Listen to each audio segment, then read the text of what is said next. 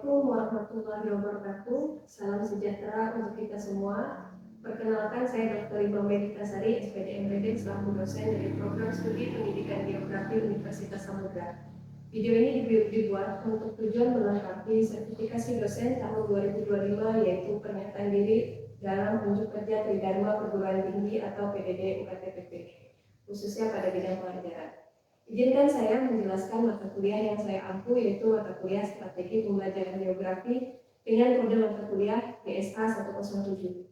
Mata kuliah ini merupakan mata kuliah wajib yang diampu oleh mahasiswa S1 Prodi Pendidikan Geografi Universitas Samudra. Mata kuliah ini memiliki bobot sebesar 2 SKS dalam satu semester, dan mata kuliah ini merupakan mata kuliah yang mencakup kajian tentang hakikat strategi pembelajaran, landasan pembelajaran, paradigma pembelajaran, model, metode, dan berbagai keterampilan dasar mengajar dalam pendidikan menengah. Mata kuliah ini juga membahas terkait pembelajaran geografi pada abad 21 dan rancangan pembelajaran geografi abad 21 berpendekatan saintifik, kolaboratif, dan kontekstual.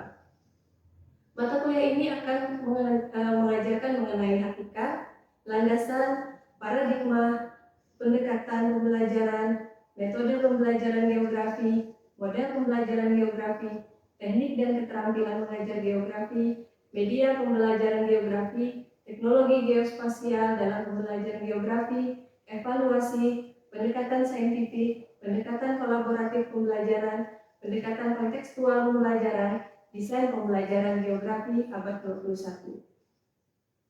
Adapun capaian pembelajaran mata kuliah strategi pembelajaran geografi adalah pertama, yakni menganalisis hakikat strategi pembelajaran, landasan pembelajaran, paradigma pembelajaran, model, metode mengajar, dan berbagai keterampilan dasar mengajar bidang geografi untuk pendidikan menengah.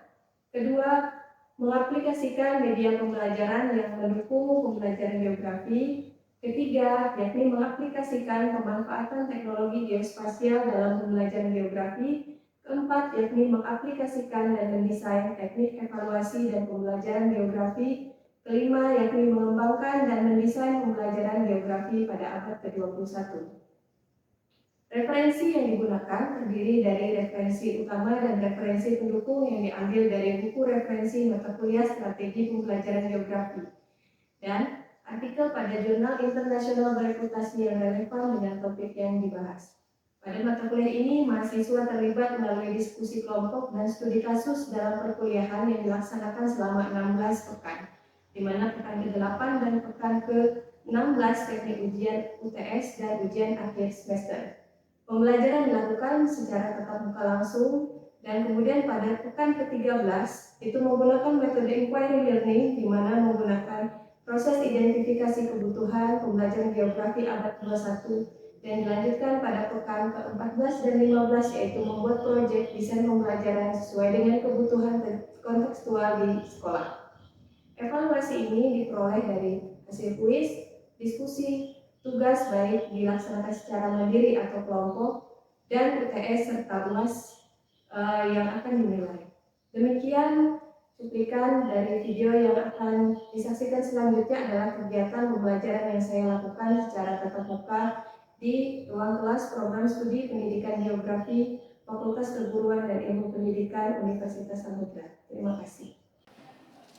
Assalamualaikum warahmatullahi wabarakatuh. Waalaikumsalam warahmatullahi wabarakatuh. Apa kabar anak-anak semua? Alhamdulillah sehat. Hari ini kita masuk pada pertemuan keempat, di mana hari ini kita akan membahas terkait dengan keterampilan dasar mengajar. Nah, sebelumnya saya ingin menjelaskan bahwa profil lulusan di Prodi Pendidikan Geografi kan ada 3, ya kan? Ada apa aja? Kalian tahu? Ada jadi pendidik geografi, jadi analisis kebencanaan, dan ada analisis konservasi lingkungan. Nah, untuk mata kuliah ini akan menjadi bekal kalian ketika akan menjadi guru geografi yang profesional. Jadi materi hari ini sangat penting untuk kalian nanti ke depan, baik itu nanti kalian jadi pengajar baik di SMA, di SMP, bahkan nanti kalau kalian nanti lanjut kuliah lagi bakal jadi dosen. Siapa di sini yang mau jadi dosen? Gak ada? Oh, ada peserta di belakang. Oke lah. Nah, jadi tujuan perkuliahan dari strategi pembelajaran geografi secara utuh, yakni kita di sini mampu merencanakan pembelajaran geografi yang mampu membuat kelas itu efektif dan efisien serta berkesesuaian dengan pembelajaran abad 21. Jadi betapa hebatnya kan kalian kuliah di sini di pendidikan geografi menjadi guru yang kompeten di bidang pedagogi, teknologi maupun di bidang kontennya atau materinya. Nah, jadi tanpa berpanjang lebar, sebelum kita memulai pembelajaran hari ini, saya akan memimpin. Marilah kita berdoa sejenak dengan agama dan kepercayaan masing-masing. Berdoa dimulai. Selesai? Oke. Nah, ini kan sudah pertemuan keempat. Sebelum saya masuk ke pertemuan ini, materi pertemuan ini, saya ingin, mari yuk kita mengingat-ingat kembali materi apa yang ada pada pertemuan yang lalu atau pertemuan ketiga. Siapa di sini yang ingat materi apa tentang pertemuan ketiga yang lalu? Ya, silakan Sutri.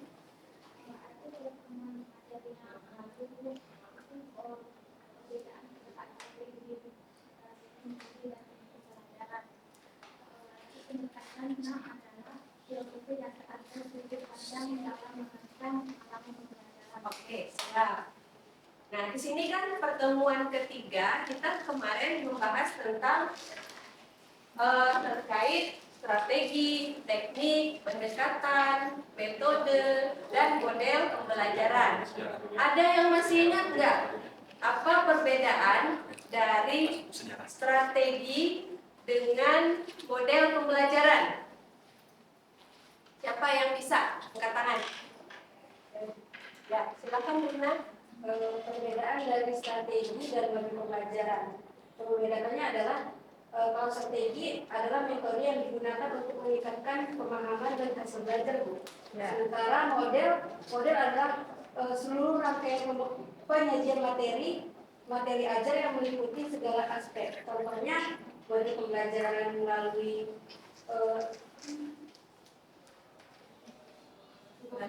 apa? Ada project based learning, ada problem based learning. Jadi kalian masih ingat ya tentang itu ya. Nah, hari ini kita melanjutkan tentang itu, tentang bagaimana metode dan model itu, tapi melalui kalian aktivitas secara aktif. Nah, sebelumnya nih, saya ingin kalian memflashback kembali masa-masa SMA. Ketika SMA, pasti kalian pernah SMA ya kan? Ya kan? Pernah kan? Ya. Waktu SMA ada beberapa kejadian yang kalian alami antara kalian dan guru geografi khususnya, saya tekankan di sini. Waktu saya ada pertanyaan, waktu awal pembelajaran apa yang guru lakukan? Siapa yang bisa? Awal pembelajaran, guru melakukan apa? Ya, silakan, Eli. Menyampaikan tujuan pembelajaran. Oke, bagus. Menyampaikan tujuan pembelajaran. Ada lagi? Nah, silakan. Selain menyampaikan tujuan pembelajaran, guru juga memberikan gambaran-gambaran materi-materi selanjutnya yang akan dibahas dalam satu semester itu. Jadi kita bisa membaca buku-buku yang terkait materi-materi tersebut agar kita lebih memahami pembelajaran berikutnya.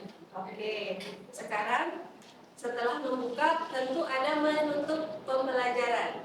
Nah, apa yang guru lakukan ketika menutup pembelajaran? Ya, silakan Siva. Memberikan kesimpulan terkait apa yang diajarkan hari ini. Karena materi terkait flora fauna, jadi dipelajari flora fauna. Baik, bagus sekali. Berarti jawaban kalian ini sudah betul semua ya.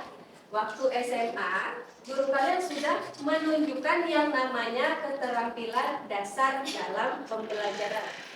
Nah, keterampilan itu penting untuk dimiliki kalian nih, khususnya calon guru geografi.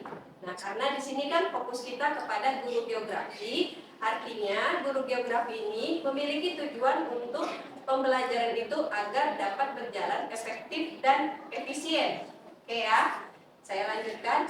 Jadi hari ini kita akan bahas tentang keterampilan dasar mengajar. Nah, kalian bisa lihat sendiri bahwa ada 2 kompetensi dasar yang harus kalian kuasai selama 2 pertemuan 4 dan pertemuan 5 yang akan datang. Yang pertama, mahasiswa dapat menganalisis teknik serta keterampilan dasar mengajar. Dan yang kedua, setelah kalian bisa menganalisis, kalian juga bisa mengaplikasikan teknik dan keterampilan dasar mengajar. Nah, oleh karena itu, nanti selama pertemuan keempat dan pertemuan kelima, kita akan mengadakan yang namanya perkuliahan melalui model project based learning. Kalian tahu project based learning? Tahu? Tahu ya? Artinya perkuliahan ini diminta mahasiswa untuk menghasilkan sebuah proyek. Nah, proyeknya itu apa, Bu? Nah, pasti ada pertanyaan. Nah, proyeknya untuk hari ini kalian akan menganalisis kemampuan dasar mengajar apa saja yang dimiliki oleh guru yang akan saya tampilkan nanti. Nah, selanjutnya setelah kalian menganalisis, kalian minggu depan akan mempresentasikan video micro teaching kalian dan kelompok. Saya mahasiswa dan kelompoknya masing-masing. Nanti kita akan bagi terkait dengan micro teaching menunjukkan keterampilan dasar mengajar. Ada pertanyaan dulu, tugas nih sebelum saya lanjutkan. Nah, tugas juga nanti saya akan unduh di LMS kita di Sepada Unsam. Nanti kalian masuk aja ke link Sepada Unsam. Jadi di situ sudah saya unduh tugas-tugas yang sudah disiapkan untuk kalian, juga rubrik dan juga LMS-nya. Nah, sebelum membuat kesepakatan kelas, ini kan kita sudah pertemuan keempat. Saya ingin setiap pertemuan kita harus bersepakat karena metode dan model dalam sebuah pembelajaran pada mata kuliah strategi ini berbeda-beda. Seperti biasa, kesepakatan kelas yang pertama akan saya tawarkan yaitu partisipasi aktif oleh mahasiswa. Apakah setuju? Setuju. Oke, sip. Kemudian ada terkait dengan partisipasi mahasiswa. Apakah wajib mahasiswa berpartisipasi terlibat aktif? Wajib. Oke, ini sepakat ya kita ya. Wajib. Yang ketiga, ketika diskusi, baik saya sebagai dosen maupun kalian sebagai mahasiswa menghargai pendapat masing-masing. Setuju? Setuju. Oke. Yang keempat, menjaga kebersihan kelas. Jadi kita datang di sini dengan kelas yang bersih, pulang pun dengan kelas yang bersih. Setuju? Setuju. Oke. Yang kelima, membuat proyek bersama dengan anggota. Jadi tidak ada yang istilahnya kerja kelompok, satu kerja, yang lain kelompokan. Setuju? Setuju. Setuju. Oke. Ada lagi yang mau ditambahkan kesepakatan kelas ini? Ada? Siapa? Ya. Oke, datang tepat waktu, boleh. Kita akan tambahkan di poin ke-6, datang tepat waktu. Ada lagi untuk menambahkan poin ke-7? Saya rasa tidak ada ya. Oke, berarti tadi datang tepat waktu. Pertemuan kelima nanti saya harapkan mahasiswa di sini datang tepat pada waktunya. Saya pun berjanji akan keluar tepat pada waktunya. Sepakat? Sepakat. Kalau begitu, tanda sepakat kita harus kita tandai dengan applause. Ayo. Ya, saya masuk materi pertama. Wah, ada foto. Foto apa ini? Coba, ada yang bisa menjelaskan? Foto apa ini, Eli? Foto apa?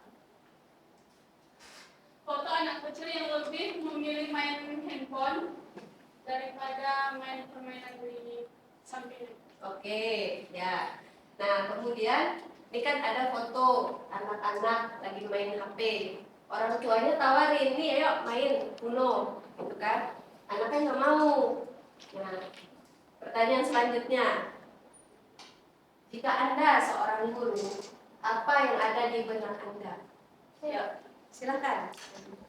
Menciptakan suasana yang lebih menyenangkan, seperti menyiapkan cemilan atau hidupkan musik, terus beri penghargaan karena setiap anak itu suka dikasih reward, hadiah kecil-kecilan. Terus buat permainan itu menjadi rutinitas setiap minggu atau bulan. Oke, bagus. Bagus tuh. Sebuah ide dan sangat inovatif ya. Tapi perlu modal tuh. Soalnya kan ada reward kecil-kecilan yang berupa hadiah. Nah, oke. Nah, pertanyaan kedua, apa yang akan Anda lakukan jika terdapat kondisi di gambar tadi?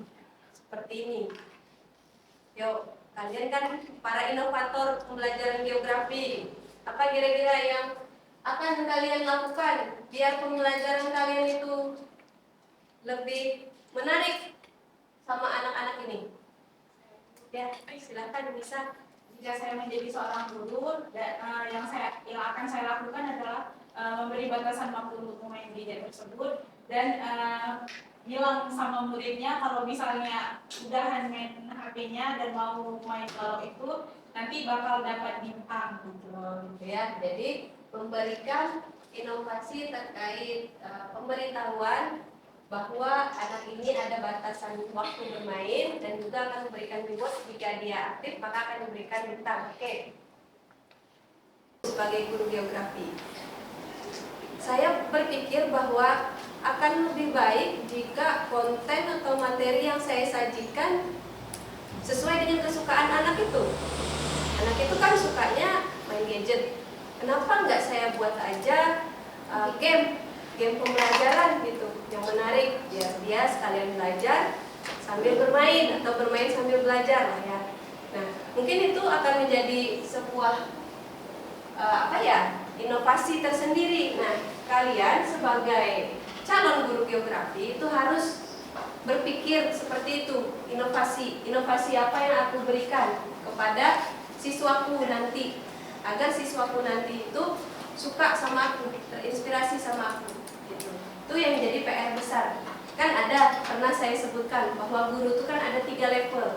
Ada guru yang bisa mengajar, ada guru yang bisa mendidik, ada guru yang bisa menginspirasi. Nah, saya berharap anak-anak saya semua di sini adalah guru yang inspiratif.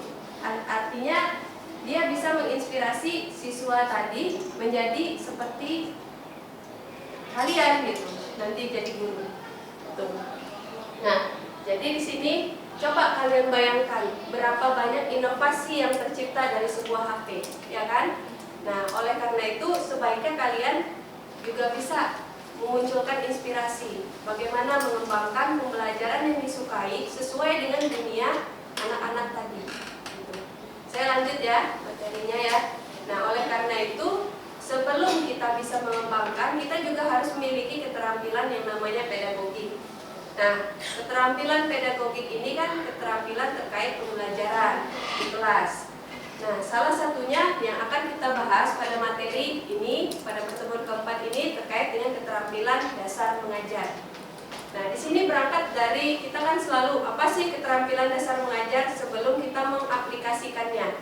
Nah, keterampilan dasar mengajar itu merupakan keterampilan yang harus dimiliki oleh guru secara mendasar. Baik itu di tingkat kelas SD, SMP, SMA, bahkan perguruan tinggi itu memiliki keterampilan dasar mengajar. Nah, guru geografi, agama, ataupun guru bahasa Indonesia itu wajib memiliki keterampilan dasar mengajar. Karena ketika saya berada di depan sini, artinya saya ini adalah center di kelas. Kalau saya tidak memiliki keterampilan dasar mengajar, maka siswa saya tidak akan percaya dengan konten atau materi yang akan saya berikan. Jadi saya harus membangun keyakinan agar pembelajaran saya efektif dan efisien.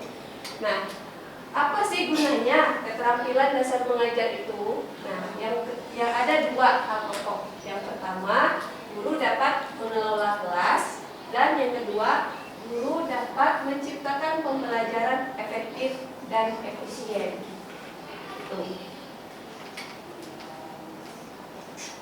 Nah, adapun beberapa jenis keterampilan dasar mengajar.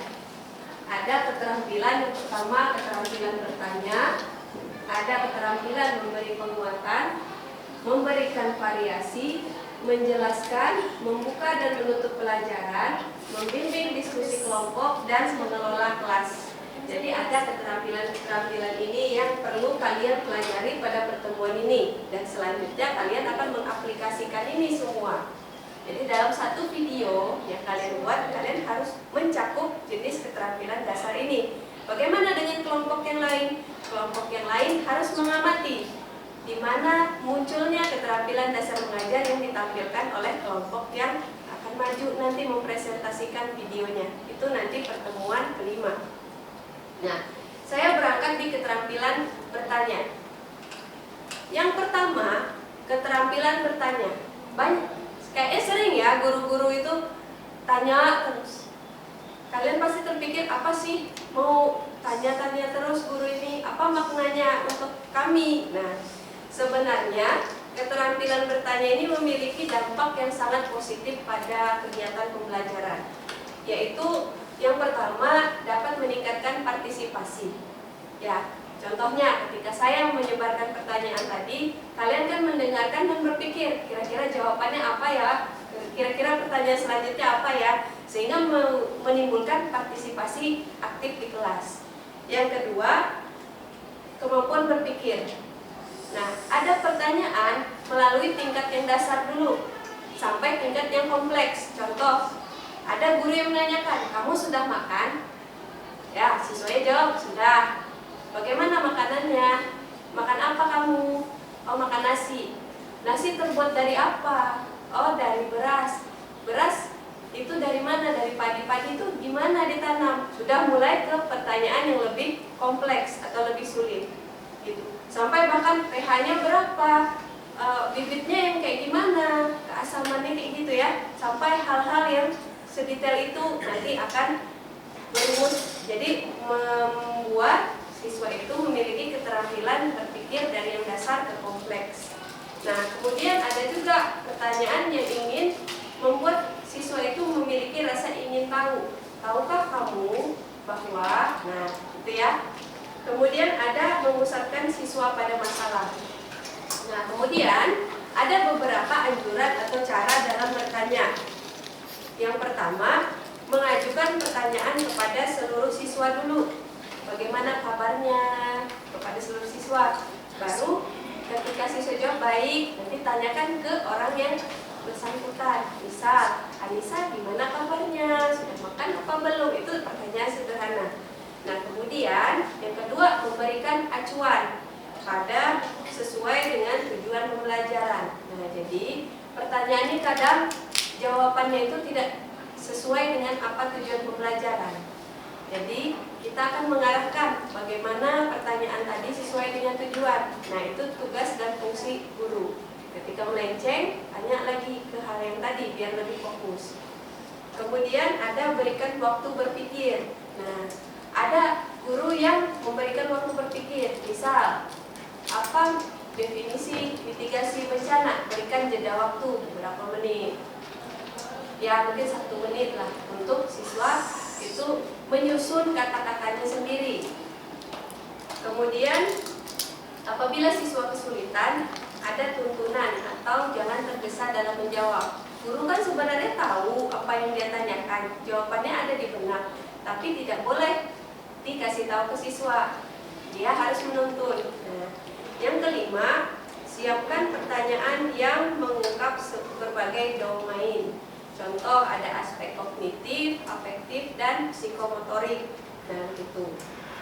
Nah, itu keterampilan dasar bertanya. Kemudian dilanjutkan keterampilan memberikan penguatan. Nah, keterampilan memberikan penguatan ini apa sih? Nah, bukan penguatan yang lain ya, kawan-kawan ya. Maksudnya keterampilan ini adalah setelah dijawab, respon guru itu harus langsung kepada subjek. Nah, itu penguatan. Contoh penguatan ini seperti gini. Gini ya. Apa yang dimaksud dengan model pembelajaran? Coba ada yang bisa jawab. Model pembelajaran. Ya, silakan Dina. Model pembelajaran adalah seluruh rangkaian penyajian materi. Nah, seluruh rangkaian penyajian materi atau sintaks. Nah, bagus sekali itu Rina. Nah, bagus sekali mengacungkan jempol atau memberikan bintang yang kata Nisa tadi, itu adalah salah satu contoh memberikan penguatan kepada siswa. Nah, jadi ada tujuan dalam memberikan penguatan ini, yakni mendorong siswa untuk memberikan respon. Ada verbal, ada non-verbal. Non-verbal dengan perbuatan. Kalau verbal tadi bagus, excellent, pandai, pintar, gitu ya. Nah, kalau non-verbal bisa memberikan dengan bintang tadi, bisa memberikan reward, hadiah, gitu ya. Nah, tapi ada ketentuan lain yang harus dipenuhi ketika memberikan penguatan. Yang pertama, guru itu harus bersikap hangat, jangan mimik muka datar, bagus, pintar. Cocok? Enggak, ya kan? Terus penguatannya bermakna, jangan juga diberikan setiap saat, jadi hilang maknanya. Yang ketiga, penguatannya bervariasi, nggak cuma bagus, bisa jadi kan ditepuk atau diberikan reward hadiah bintang atau hadiah yang lain gitu ya. Nah, atau cukup diberikan kayak kamu bagus atau dikasih jempol, jadi harus bervariasi, jangan jempol-jempol terus. Oke, baik. Sekarang mari kita berdiskusi. Nah, di sini ada video micro teaching tentang dinamika hidrosfer dan dampaknya terhadap kehidupan. Jadi kalian akan mengidentifikasi berapa keterampilan mengajar yang dimunculkan oleh si tokoh yang ada di video. Nah, di sini saya akan membagi kelompok. Satu kelompok isinya adalah 3 mahasiswa atau 4 mahasiswa. Nah, tugas kalian adalah menyimak video ini, kemudian mengidentifikasi keterampilan dasar mengajar apa yang muncul, kemudian pada menit keberapa dia muncul. Nah, silakan tugas ini ditulis pada LKS ini, LKM, dan kemudian diupload ke LMS sebagai bukti bahwa perkuliahan ini sudah diadakan. Tuh, saya bagikan ya.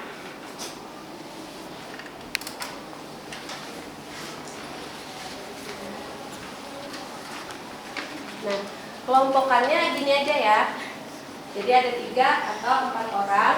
Silakan kalian berdiskusi terkait keterampilan dasar mengajar apa yang dimunculkan dan juga waktu ini menit keberapa dia akan. Oke ya. Sebelum pembelajaran ini diakhiri, ada baiknya kita berdoa. Saya pimpin doanya, berdoa dimulai. Berdoa selesai. Oke, terima kasih atas waktunya, kesempatannya. Semoga ilmu yang saya berikan hari ini bermanfaat. Kalian juga bisa menjadi guru yang inspiratif seperti tujuan prodi kita gitu. Kalau ada pertanyaan, silakan kita diskusikan kembali di Sepada Unsam. Karena Sepada Unsam kita akan hidupkan kembali sepadanya. Diskusi kita langsungkan secara online. Ya, kalau ada terkait dengan permasalahan proyek atau apa, share aja di LMS itu ya. Oke, sampai jumpa minggu depan. Saya akhiri.